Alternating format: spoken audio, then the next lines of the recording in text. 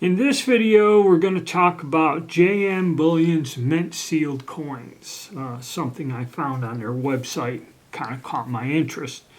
If you like these videos and like to see the content keep going, hit the like button, subscribe, and there is also a link to my Patreon account below if you'd like to send some support to the channel. Alright, I ran across these. I was on JM Bullion's website looking for something specific. And I ran across this mint sealed coins. Now, getting coins, rounds, or bars sealed in some sort of packaging as a gift, like, usually the birth of a child, graduation from high school or something, is not uncommon. And there's a lot of these products available on a lot of different sites. Okay, so that is not unusual. And you do pay a little more to have it placed in something like this, with congratulations or Merry Christmas or whatever. So that's not the issue. But what I have noticed, and I will be getting examples, is I've seen a lot of silver products starting to come in assay cards. Now, what an assay card is generally it's with bullion, be it gold or silver. When the refinery or the mint produces a bar or round or something, they will place it in a sealed container. It'd be plastic like this, or blister pack, and it will have on it the information of the item. It would have the mint director's signature and a serial number and all this other stuff. And supposedly this is to prove that the item is genuine, and it also comes with a premium. Now, generally you see that on gold, but now I'm starting to see 1 ounce silver bars come from the refiners or producers in assay cards, which kind of struck me as unusual.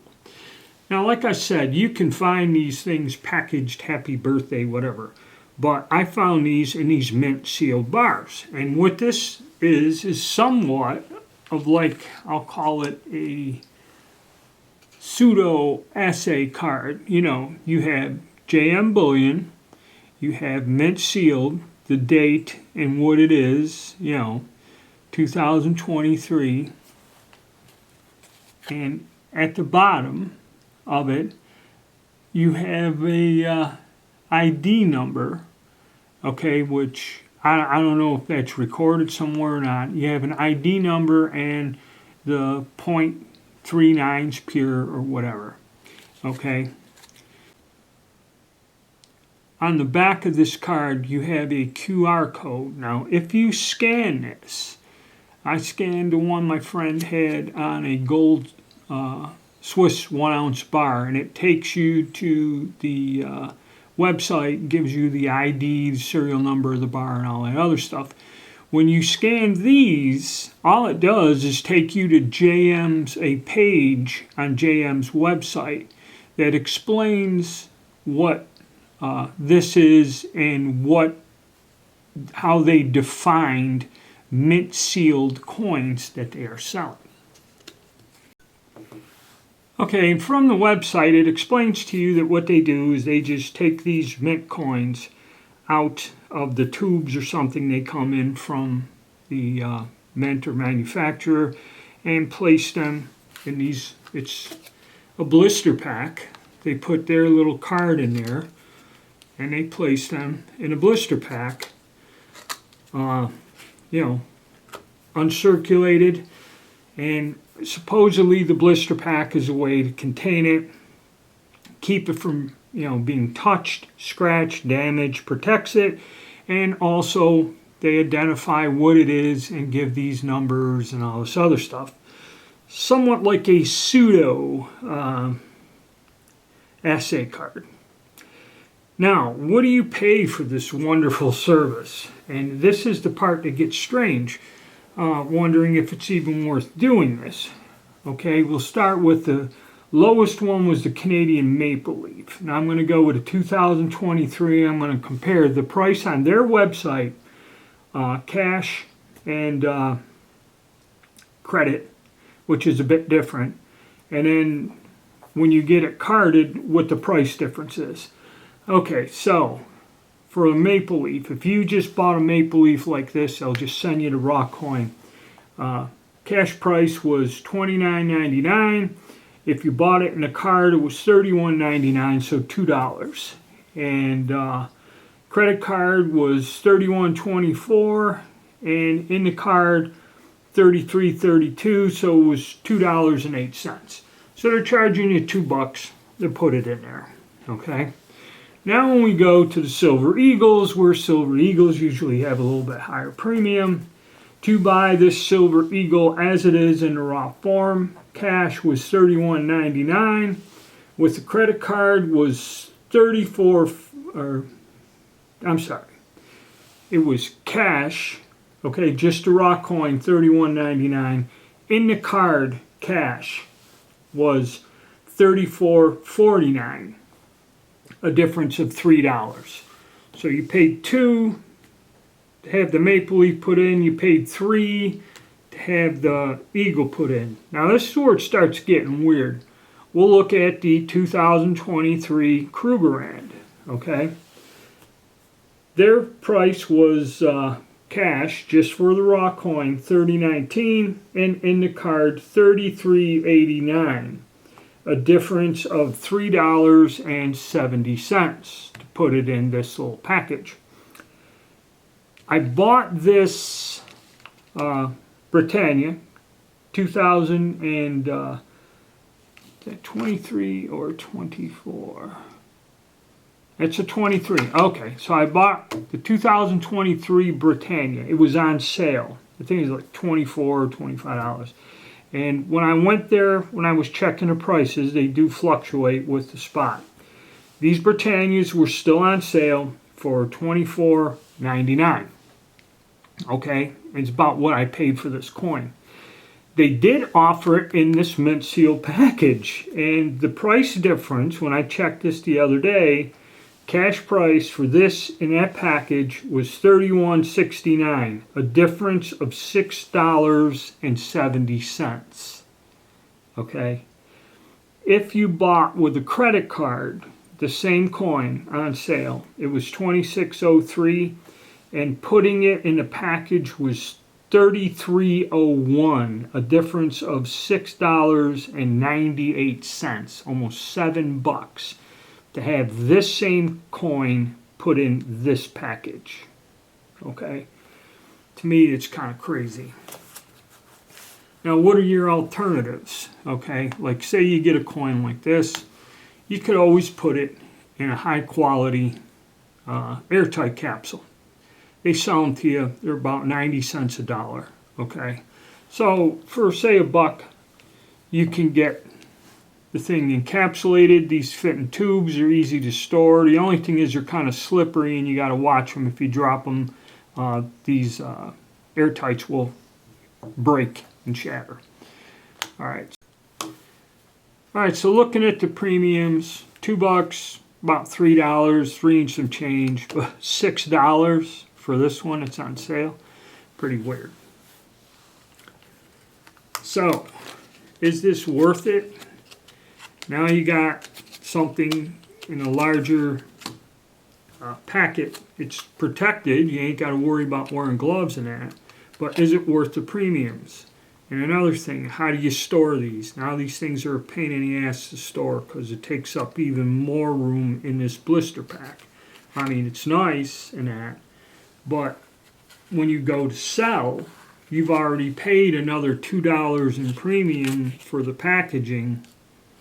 And you know, most coin dealers, when I watch how they take these things, when people go to sell them, even in, you know, assay cards, they always cut them out of the packaging, okay? Which the whole idea is you paid a few dollars more to have them in the packaging, but when you go to sell them, usually to a dealer, they're going to, you know, cut the packaging off.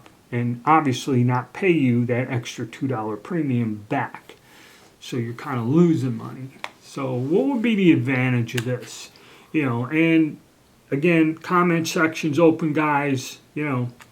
Put your comments in whether you like them or not. About the only good thing I can see about this, if I was going to sell one of these or a couple ounces of silver to someone who really didn't know much about buying bullion or was just interested in buying a few pieces of bullion and wasn't too up on the price, because like I said, for this one here, paying $33.22 for it, say I wanted to tell the guy, hey, give me $35, but when silver's 23, spot on silver's 23 an ounce, that's going to be a hard sale, unless the person doesn't care, just wants one piece of silver or something.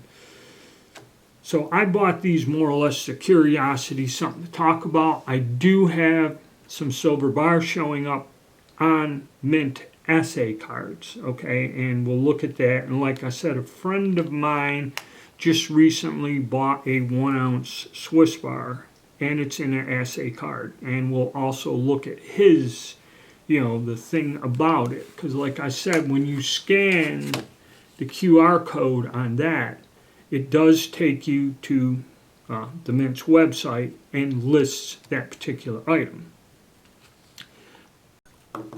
The problem is, I've seen where people have had things in these packages, gold or whatever, and when they put them on the Metalinux scanner, Sigma machines, which uses an electric charge, they say the Sigmas will work good, even if something is packaged like this. The Sigma's supposed to go through and detect it. People have had problems. It doesn't quite go into the 100% bracket. It'll be like off to the side, not way off to the side, like if this is made out of brass, but it doesn't give that in between the bracket reading, okay, which people ain't happy with it, and now you got a problem that you have to cut it out of there to get a closer look at it to measure it. You can't measure this with micrometers. You can't do a ping test with this. A lot of the things we use in simple forms to look for fakes, you can't do when it's sealed in there. You have to remove the packaging, and you paid $2 to $3 to $6 for the packaging. So that's going to be lost to verify what you have. Supposedly the packaging is supposed to be the verification that you need without a need to test. But as I have found, and I will do videos on this, as soon as they come out with something like this, they make fakes. Okay? There's all kinds of fakes, gold bars in assay cards, and I mean they do all of them, all the different mints, Perth mint, anything you see available, there is a fake being produced in a genuine looking assay card, and there's several videos out there showing this to you. I believe because the fakes are so rampant, that is why they're starting to put silver bars in assay cards. And I will cover that. I'm getting a few examples of that as just curiosity. Like these, that's what I did. I bought these. I'm not going to buy any more of them in these mint sealed things, because I don't believe paying the extra $2, $3, $4 is not worth it. It's not how you stack silver. Like I said, I just have a odd collection of this, that, and the other thing. It's like buying these. If you wanted to buy these and you wanted a good deal, you would buy a tube, 20 or 25, however they come, or 10 of them, when the premium is low and they're on sale. These coins made by the governments, with dates and all that other fun stuff, these always kind of hold a value a little more than just a generic round, but of course premiums on generic rounds are usually a percentage less. So this isn't really for somebody stacking, but it's just something I found and was curious. I wanted to discuss it. And like I said, comment section's open. Your opinion on what, this setup here and what this is will be appreciated. All right? Thank you guys, and stay tuned.